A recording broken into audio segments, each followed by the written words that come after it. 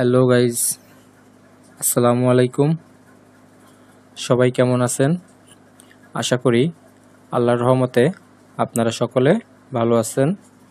আমিও আপনাদের দোয়া এবং আল্লাহর অশেষ রহমতে আলহামদুলিল্লাহ অনেক ভালো আছি। তো গাইজ, আজকে আমরা গারবারের কিভাবে রোটেট করতে হয় এই ইস্যুটা নিয়ে কথা বলবো। কারণ আমরা অনেকেই জানি না যে কিভাবে কোন পয়েন্ট দিয়ে রোটেট করতে হয় বা রোটেটের পয়েন্টটাতে কি কি কাজ আছে। তো গাইজ, আমরা আজকে এই প্যাটার্নের উপরে রোটেটের কাজটা অ্যাপ্লাই করব। তো যারা নতুন আছেন তাদের জন্য আজকের ভিডিওটি খুবই গুরুত্বপূর্ণ, কারণ তাদের কোন আইকনের কি কাজ এগুলো জানা খুবই দরকার। তো কথা না বাড়িয়ে চলুন গাইজ শুরু করা যাক আমাদের আজকের ভিডিও। রোটেট অপশনটা আমরা পাবো মডিফাইয়ের ভিতরে। এটা হচ্ছে আমাদের মডিফাই। এখানে ক্লিক করার পর আমাদের এখানে যে রোটেট নামে একটা অপশন আছে, রোটেট পিস। রোটেট পিস মানে হচ্ছে আমরা পিসটাকে ঘোরাতে পারবো। তো রোটেটের পরে ক্লিক করার পর আমাদের এখানে কিছু অপশনের কাজ আছে। তো ফার্স্টে আমরা দেখি, এখানে আমাদের আছে 15 মানে হচ্ছে 15 ডিগ্রি। তো আমরা যদি এই পিসটাকে 15 ডিগ্রি ঘুরাইতে চাই, তো পিসটার উপর সিলেক্ট করে রাইট বাটন ক্লিক করলে পিসটা 15 ডিগ্রি ঘুরছে। যদি আবার ঘুরাইতে চাই আবার ঘুরবে, এভাবে 15 ডিগ্রি আকারে ঘুরতে থাকবে। এখানে আমাদের আছে 30। তো আমরা যদি 30-এর পরে ক্লিক করি, তো এই পিসটা আমাদের 30 ডিগ্রি আকৃতিতে ঘুরবে, ঠিক এভাবে। এরপর আমাদের এখানে আছে 45, এটা হচ্ছে 45 ডিগ্রি। তো আমরা যদি 45 ডিগ্রি সিলেক্ট করে পিসটার উপরে ঘুরাই, তো এভাবে 45 ডিগ্রিতে ঘুরবে।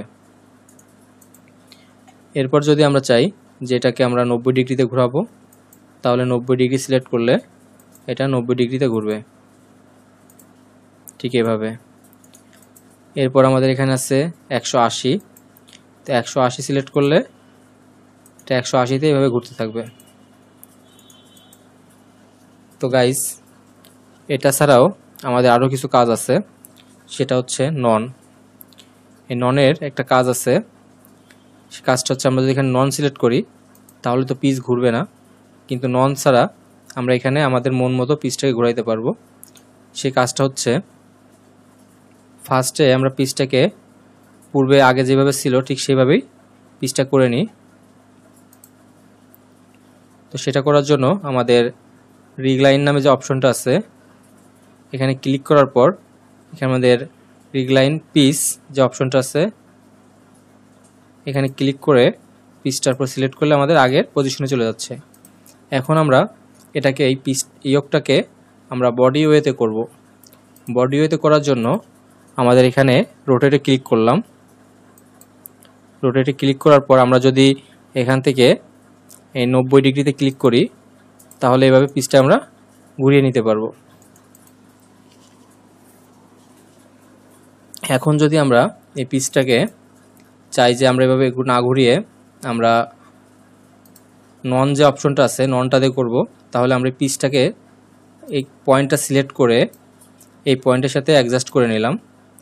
এখন আমরা রোটেট নামে যে অপশনটা আছে, এই রোটেট দিয়ে সিলেক্ট করে নন যে অপশনটা আছে এটা সিলেক্ট করলাম, দেন পিসটা সিলেক্ট করে ওকে। এখন এই পয়েন্টটা ধরে আমরা এই পয়েন্টে অ্যাডজাস্ট করে নিলাম।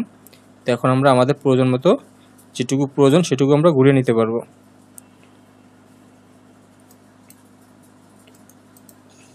এটা ছাড়াও আমাদের এখানে আরও কিছু কাজ আছে। সেটা হলো, আমরা রোটেটে ক্লিক করার পর এখানে যদি আমরা সিলেক্ট রেফারেন্স লোকেশন দেখিয়ে দিই, তাহলে আমাদের কী হবে, পিসটা দেখা যাচ্ছে আমরা এই পিসটা সিলেক্ট করলাম। এখন যদি আমরা যে লোকেশনটা দেখিয়ে দিব সেই লোকেশন অনুযায়ী সে নিয়ে নেবে, ঠিক এভাবে। আমরা যে লোকেশন দিব ওই লোকেশন অনুযায়ী সে ঘুরতে থাকবে। এরপর আমাদের এখানে আছে প্রি ফ্রম অ্যালিগমেন্ট। আমরা যদি এটাতে ক্লিক করে দিই, দেন আমরা এই লোকেশনটা দেখিয়ে দিলাম। তারপর যদি আমরা শুধু এই পিসের পরে ক্লিক করি তাহলে পিসটা স্ট্রেট হবে। ঠিক একই নিয়মে আমরা যদি এই পিসটাকে সোজা করতে চাই, তাহলে এই পিসটা দেখিয়ে দিলাম, দেন আবার এই লাইনের পরে ক্লিক করলে আমাদের পিসটা ঘুরতে থাকবে। তো গাইস, এটা ছিল আমাদের রোটেটের একটি কাজ। এরপর আমরা দেখব ফিলিপ। ফিলিপের কাজটা কি? তো ফিলিপের কাজ হচ্ছে, আমরা এই যেখানে আমাদের ফিলিপ আছে, ফিলিপ পিসের উপর ক্লিক করার পর ফিলিপ পিস নামে যে অপশনটা আছে, ফিলিপ পিসটা সিলেক্ট করে আমরা যদি এখানে আমাদের তীর চিহ্ন দেওয়া আছে, দেখেন আমরা তীর চিহ্ন অনুযায়ী যদি এই সাইড ক্লিক করে দিই, তারপর দেন আমরা যদি এই পিসটা সিলেক্ট করি, তাহলে আমাদের পিসটা ঠিক অপর সাইডে ঘুরে গেল। ঠিক একই নিয়মে আমরা যদি এটা সিলেক্ট করে দিই, তো এভাবে ঘুরতে থাকবে।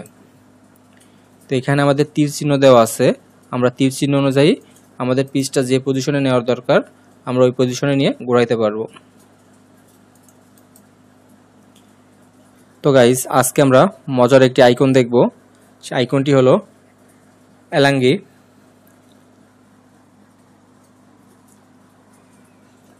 তো এই এলাঙ্গি দিয়ে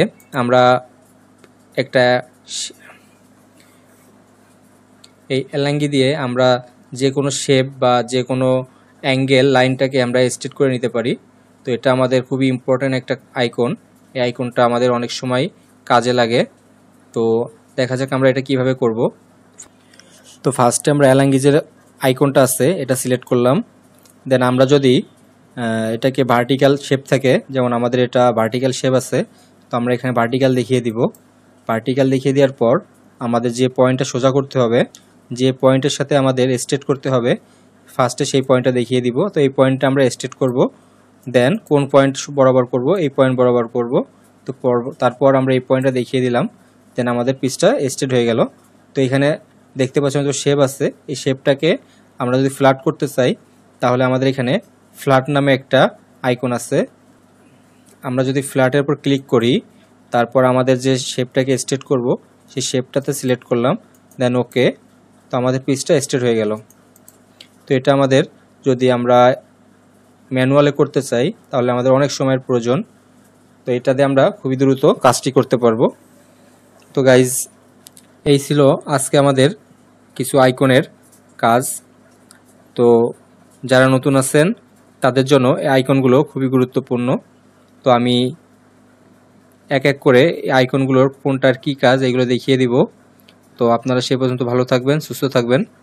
আল্লাহ হাফেজ।